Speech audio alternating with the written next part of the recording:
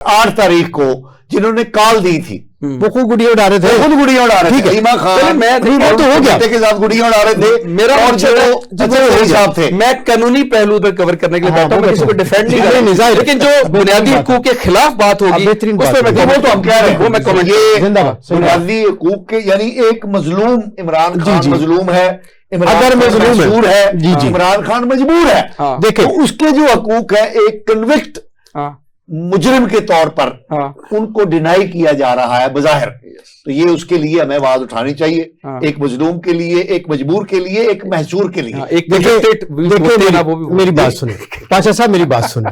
अब आपने ये 3 कैटेगरी जो बताई है ना, बेसिकली पीटीआई ना इनको मजलूम समझती है ना उनको मजबूर समझती है, वो तो कहते डट के खड़ा है। अच्छा है, आप देखें ना, फर्क भी तो देखें ना जी, वो कह रहे हैं डट के, हाँ महसूर जरूर है। अब ये चीज हमें समझनी होगी कि या तो इसके ऊपर वही हमारी जो पाकिस्तान की तारीख में जो चीजें दोहराई जाती हैं कि किसी को रुखसत देनी है तो किस तरीके से देनी है, उसका एक स्टेप होता है। जैसे हम देखते थे कि एक जमाना था कि वो कहते हैं जी बस आज गया कि गया, मर गया जी मर गया, तो उन्होंने कहा जी वो मैं देखता होता था जी जे रोड से, वो 3 दफा का वज़ीर आज़म था ना, ये तो 1 दफा का था, तो वो जे रोड से जब हम गुजरते थे तो हम देखते थे कि इतनी गाड़ियां, और वो कहते थे बस ब्रेकिंग न्यूज आने वाली है।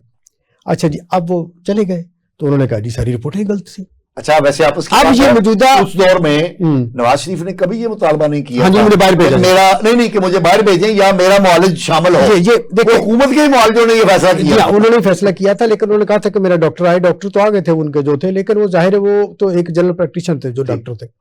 अब भी जो है जो शौकत खानम से आएंगे वो आई स्पेशलिस्ट तो नहीं होंगे। ये अलग चीज है कि इनकी टांग में गोली अगर कहते हैं लग गई है तो वो भी वो ले जाते हैं शौकत खानम और उसके ऊपर वो प्लस्तर बांध देते हैं। तो अब ये तो पीटीआई वालों का कमाल है ना जी, कुछ भी कर सकते हैं। लेकिन मैं ये बात कर रहा हूं कि जो आपने कहा ना कि शायद ये देखा गया है कि अगर फर्ज किया इमरान खान साहब को, मैं एक और सिनेरियो पेश कर रहा हूँ कि जी बाहर ही भेजना है, फर्ज किया कि वो कहे जी ठीक है जी डील हो गई है कि आप देखें, आप जो बात भी है अभी आपके लिए काम नहीं है, आपको जाना ही पड़ेगा। वो भी कह रहे हैं, कासिम और सुलेमान भी कोशिशें कर रहे हैं और इधर भी है, और हम ये चाहते हैं कि सिस्टम को चलाया जाए, चूंकि पीपल्स पार्टी और नून लीग ने लड़ के देख लिया हुआ है। तो आपको भी, जैसे शेर अफजल मरवत साहब ने भी एक दफा कहा था कि पार्लियामेंट में ये मसले हल करने पड़ेंगे हमें।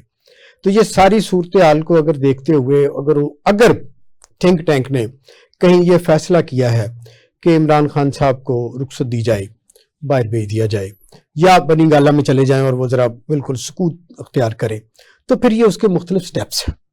ओके, एक बात इसके अलावा ये भी है कि आपने जो बात की ना पाशा साहब के जी पीटीआई का रिएक्शन देखने के लिए गवर्नमेंट ने फीलर छोड़ा हो कि जी 85%, अब 85% आंख जाए होगी तो समझो जाए होगी, खत्म हो गई, अब बाकी रह क्या गया उस पर। लेकिन इसके ऊपर भी कोर्ट ने कहा कि 16 तारीख तक आप हमें रिपोर्ट करें, तो पीटीआई वाले इंतजार कर रहे हैं कि नहीं जी 16 के बाद हम कुछ करेंगे। तो ये पीटीआई का मिजाज देखे ना। अब वो ये है कि लीडर के लिए देखे, पीपल्स पार्टी के लीडर को अगर वो उन्होंने फांसी लगाई थी तो उन्होंने कोड़े खाए थे, उन्होंने कितनी ज्यादा कुर्बानियां दी, बड़ा कुछ हुआ। ये जो चीज होती है ना कि कहना कि जी पॉपुलर लीडर है, सारा कुछ है, ये बयानिया और ईगो प्रॉब्लम के दरमियान में फंस गए।